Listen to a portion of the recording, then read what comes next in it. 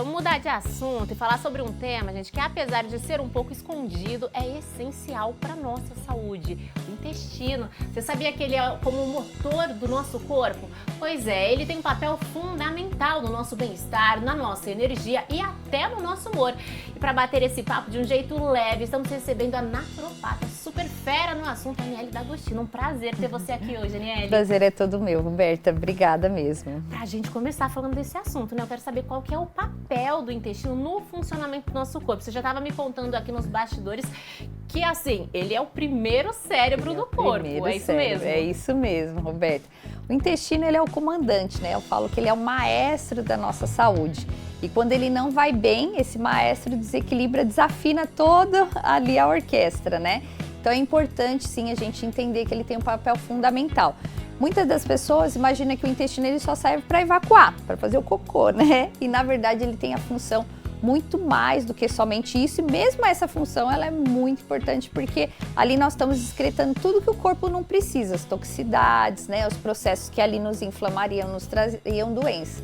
Mas um dos papéis principais do intestino é a absorção do nutriente, aquilo que a gente ingere. Então, se o intestino ele não vai bem, ele não vai absorver a dieta que a gente promove, ele não vai absorver as vitaminas, os minerais. E um papel mais do que importante é a condutividade de neurotransmissores, por exemplo, a serotonina, né? A serotonina é o hormônio do bem-estar, é onde a gente realmente vai se sentir feliz, vai ter um bem-estar de vida, assim como outros neurotransmissores, todos eles são produzidos no intestino. E o intestino é quem comanda também a imunidade. Então, 73% da imunidade, ele é o responsável. A gente fala, o da Clark, que foi realmente uma cientista, né, do intestino, ela sempre nos traz nos apontamentos científicos de que toda doença nasce do intestino. Então, se ele não vai bem, aí tem problema mesmo. Tem problema, tem. Olha só, eu mesmo não sabia dessa informação e aposto que você aí de casa também não, viu? Doutora, agora, né, eu tenho visto, pesquisei aí sobre um estudo do The Lancet, ele que mostrou, né, que teve um aumento alarmante de 233% na incidência de doenças inflamatórias intestinais. Quais são os sintomas mais comuns que a gente consegue identificar? O porquê disso? Nós temos tido bastante aumento mesmo das doenças inflamatórias intestinais, isso por vários fatores. Primeiro, pela má alimentação, os alimentos industrializados, aditivos químicos, agrotóxicos, né? Tudo isso vai inflamando nossa mucosa intestinal e vai permeando, inclusive, essas toxicidades na corrente sanguínea, né? E aí vira ali um ciclo de bola de neve, vamos dizer, né? Todo o processo sistêmico vai se inflamando. E a maior parte, né, das pessoas, elas até não entendem o que esses sintomas podem estar relacionados a esse processo inflamatório. Por exemplo, uma simples dor de cabeça pode ser um processo inflamatório intestinal. A pessoa que come o glúten, né, ela tem um processo inflamatório que pode gerar enxaqueca e cefaleias por processos inflamatórios.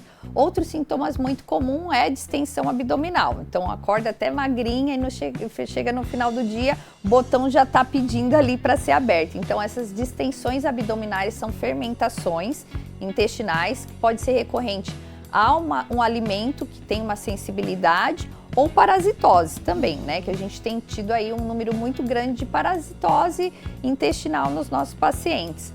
E fatores como cansaço, fadiga, né, indisposição. E um dos fatores que é o que eu mais falo, inclusive a gente vai falar aqui um pouquinho sobre o livro, né, que eu trouxe para te apresentar, é que de fato os sintomas neurológicos, então depressão, a ansiedade, quem hoje não sofre com ansiedade, né? Verdade. E está relacionado ao intestino. Então praticamente mais de 260 desequilíbrios de saúde estão relacionados ao intestino. Praticamente todos esses desequilíbrios, quando a gente ajusta o intestino, eles melhoram naturalmente, vão regularizando, repolarizando a sua parte ali estrutural. Você comentou aí, né, sobre essa questão da alimentação. Queria saber como é que ela afeta, né, o intestino e quais são os alimentos que prejudicam, assim, os que de primeiro vem na sua cabeça. Esse corta da dieta. Tá, o que a gente sempre fala, Roberto, são os 3 mais inflamatórios do intestino. É o glúten, né? Então o glúten é como se ele fosse uma cola, uma proteína que ela é indigesta para o intestino. E tem muitos pacientes que falam, mas antigamente, né, a gente até comia, quando era criança não fazia tão mal. Então, assim, ele foi modificado, o glúten, a farinha de trigo, ela está muito modificada e ela está muito inflamatória. Então, um dos principais para quem tem desconforto intestinal, cortar esse ingrediente já vai fazer muita diferença, né, na condutividade de saúde intestinal. O segundo é o leite, né? O leite, ele é extremamente inflamatório para o intestino e não é só pela lactose. A maior parte das pessoas fala, é lactose, toma leite sem lactose. A lactose é um açúcar do leite, que também não é benéfico, é prejudicial, mas o que mais traz de prejuízo no leite é a caseína, é a proteína do leite. E ela é extremamente inflamatória para o intestino. Então, também pessoas que querem ter mais saúde intestinal, tirar, cortar, né, utilizar de outros tipos de leite. Hoje a gente tem os leites vegetais, leite de coco, leite de amêndoa, vai fazer bastante diferença. E os derivados desse leite, então queijo, principalmente o queijo branco, né, os danones da vida, então esses são bem prejudiciais. E por último, né, o açúcar. Eu falo porque quando falo açúcar, eu falo, não, e o docinho, né? É verdade, é difícil, vilão, sim, é difícil mas se controlar. É difícil se controlar. Mas que a gente tirando ele, nós vamos deixar desses processos degenerativos do nosso organismo e que de fato que ele acaba distribuindo, né? O intestino ele distribui o que a gente ingere e ele vai distribuir também o açúcar para todo o nosso sistema. E o açúcar nos envelhece, né? Ele prejudica a nossa pele, ele prejudica todo o nosso sistema, traz envelhecimento celular. Então, esses 3 ingredientes, se a gente conseguir minimizar, diminuir e excluir, nossa, a vida muda completamente, principalmente o intestino, muito. É o início, eu acredito, então, dessa transformação com certeza. Quando a gente fala de uma dieta balanceada, a gente estava acompanhando, né, as imagens ali de vegetais, tem que ser uma dieta rica, uma alimentação. Uma alimentação de verdade que a gente fala, né? O máximo o alimento de verdade, descascar mais e desembalar menos, né? Então, se a gente for associar isso, a gente hoje desembala muito mais do que descasca. Então, vegetais, as frutas, né, os alimentos que são da nossa raiz natural mesmo, né?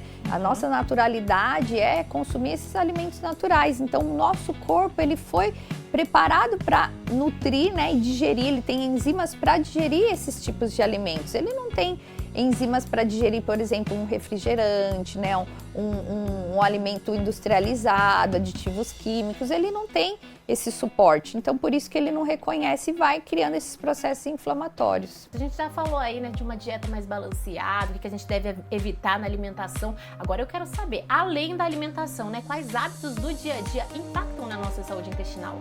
Tá, o exercício, atividade física predominante, né, para que a gente possa ter uma boa saúde intestinal. Então, o exercício vai ativar a oxigenação, o que o nosso intestino precisa muito para o processo digestivo é o oxigênio, né? Então, a gente precisa mesmo aderir à atividade física, a hidratação, então a ingestão de água o mais possível alcalina, né?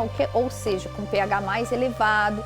Então, o que a gente pode elevar o pH da nossa água? Com gotinhas de limão, já vai elevar bastante. Então, ela fica muito mais suscetível a gente conseguir ter uma melhor digestão de uma água alcalinizada com limão. Então, isso a gente precisa aderir.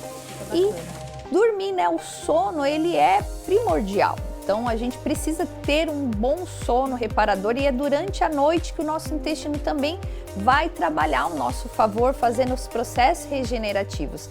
E o que é dormir bem? É a gente conseguir minimizar o máximo possível dos impactos que atrapalhem. Uma dica bem legal, Roberta, que atrapalha muito o sono é o celular, né? Então, dormir com o celular no quarto, na cabeceira, a gente fica recebendo aquela ativação de frequência, né? Uma frequência eletromagnética que prejudica muito essa regeneração. E o que tem a ver o sono com o intestino? O nosso intestino é quem conduz a produção da melatonina, né, juntamente com a pineal. E hoje muita gente toma melatonina e aí refere, né, fala, doutora, não tomei e não teve nenhuma ação. Porque quem vai fazer essa ação é o intestino. Então, assim, o intestino ele tem papel em todas as funções, inclusive nessa regeneração durante o nosso sono e nessa condutividade da melatonina. Uma das coisas que atrapalha, então, a melatonina é realmente essa condução eletromagnética, a luz azul durante a noite, então ficar em telas após as 20 horas, né, essa condutividade da da foto energética ali, da luz, da condutividade azul, também atrapalha nessa produção. Então, o sono, a gente fazer a higiene do sono. Então, tentar se desligar das redes sociais, a partir do momento que a gente vai chegando em casa, deixar o celular um pouquinho de lado, fazer uma boa leitura, baixando um pouquinho das luzes da casa, né? Fazer exercício de respiração. Então, tudo isso faz parte da boa saúde. É uma missão difícil também, né? Porque cada vez mais a gente vive conectado o tempo inteiro no celular. Então, começar a fazer essa limpeza, esse detox, eu diria, de celular também ajuda. Também ajuda. Falando em detox, né? Muita gente fala sobre isso em relação à saúde do intestino. Faz realmente bem? Hoje é um pouco pejorativa a relação do que se fala de detox, né? Que aí a gente fala, vou fazer o suco detox, o chá detox. Tudo isso vai ajudar um processo detox, mas quem faz a detoxificação do organismo, primeiramente, é o intestino, então é ele que elimina, né, as toxicidades, o fígado e os nossos rins e a pele também. Então, quem faz detox é o próprio organismo. O que a gente vai fazer é estimular ele nesse processo de detoxificação. Então, como que a gente pode proporcionar esse processo? Primeiro, tirando o que está intoxicando. Isso que é importante, né? Porque às vezes a gente toma o suco verde e no almoço está tomando refrigerante. Então, não é o suco verde que vai... Exatamente. Ali, né? Então, como que a gente geralmente faz com o paciente? Por um período. Então, a gente tira um período de uma semana, 30 dias, para ir utilizando dos alimentos que vão ajudando a desintoxicar, os chás, ajustando a alimentação, os ativos e eliminando. O importante é que depois desse processo de desintoxicação, o paciente ele volta diferente, ele não quer mais, o organismo dele liberou aquelas toxicidades, então a toxina não pede mais toxina, que nem um dependente químico mesmo, toxina puxa toxina.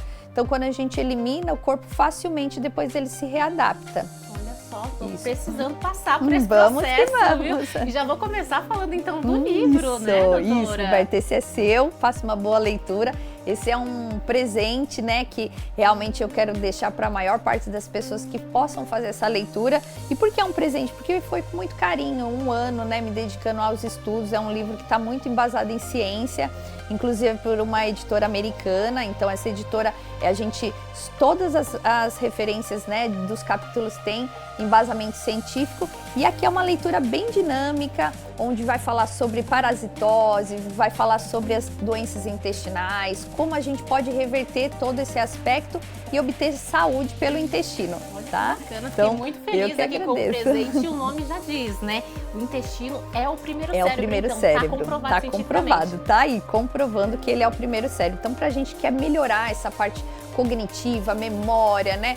Toda essa condutividade cerebral e neurológica depende do intestino. E aí tá as dicas para que a gente consiga melhorar esse aspecto, inclusive pelos intestinos. Olha só que bacana. Então já vou começar a leitura e também começar a pôr em prática aqui as dicas que a doutora trouxe. Com Obrigada certeza. pela participação. Eu que agradeço. Foi um prazer falar com você Prazer hoje. foi todo meu. Obrigada mesmo.